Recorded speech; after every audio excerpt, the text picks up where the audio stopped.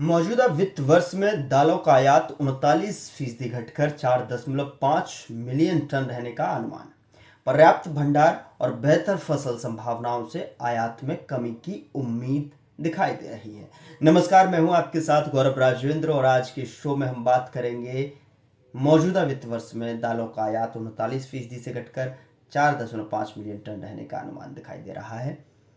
भारत में चालू वित्त वर्ष 2025-26 में दालों का आयात लगभग 39% घटकर 4.5 मिलियन टन रहने का अनुमान, जो पिछले वर्ष के रिकॉर्ड में 7.34 मिलियन टन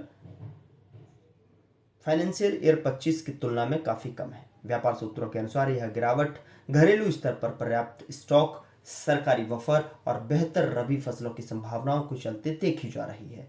वाणिज्य मंत्रालय के प्रारंभिक आंकड़ों के मुताबिक अप्रैल-अगस्त 2025-26 के दौरान दालों का आयात 47% घटकर 1.21 मिलियन टन रहा, जबकि पिछले वर्ष की समान अवधि में यह आंकड़ा 2.27 मिलियन टन था।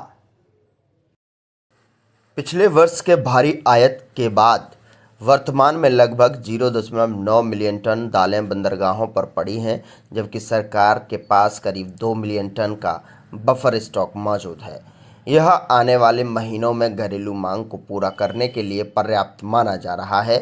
तो वहीं आपको बता दें कि रबी सीजन में उत्पादन बढ़ने की संभावना भी जताई जा रही है। इस वर्ष अधिक वर्षा से मिट्टी में नमी की स्थिति अच्छी बनी हुई है, जिससे चना, मसूर और मूंग की रबी की फसलों के उत्पादन में वृद्धि की उम्मीद जताई जा रही है। हालांकि व्यापारी मानते हैं कि खरीफ दालों यानी जो कुल उत्पादन का करीब 30% होती हैं, पर अधिक वर्षा का कुछ असर पड़ा है।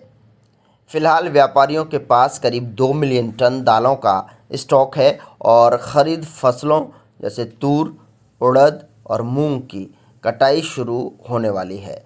चना उत्पादन के कमी के बाद दिसंबर 2023 से सरकार ने येलो पी यानी मटर के आयात पर शुल्क मुक्त छूट दी थी।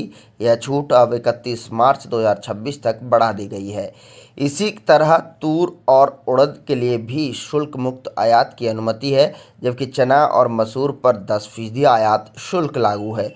भारत में दालों की खपत के लिए मुख्य रूप से मोजाम्बिक, तंजानिया, म्यांमार, कनाडा, रूस, ऑस्ट्रेलिया और ब्राज़ील से आयात किया जाता है।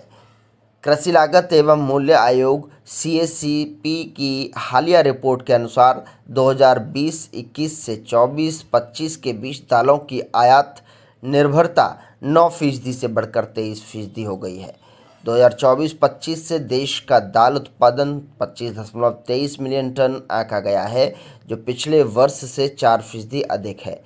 सरकार का लक्ष्य 2025-26 में उत्पादन बढ़ाकर 27 मिलियन टन करने का है, जिसमें रबी 16.59 MT, खरीफ 8.05 MT और ग्रीष्मकालीन 2.39 MT शामिल हैं।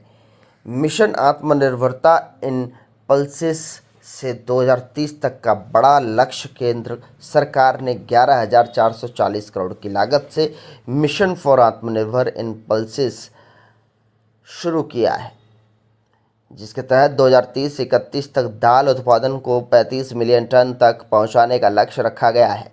कुल मिलाकर मजबूत भंडार, रबी सीजन की अनुकूल संभावनाएं और सरकार के आत्मनिर्भरता अभियान के आगे आने वाले महीनों में दालों के आयात पर निर्भरता में उल्लेखनीय कमी देखने को मिलेगी।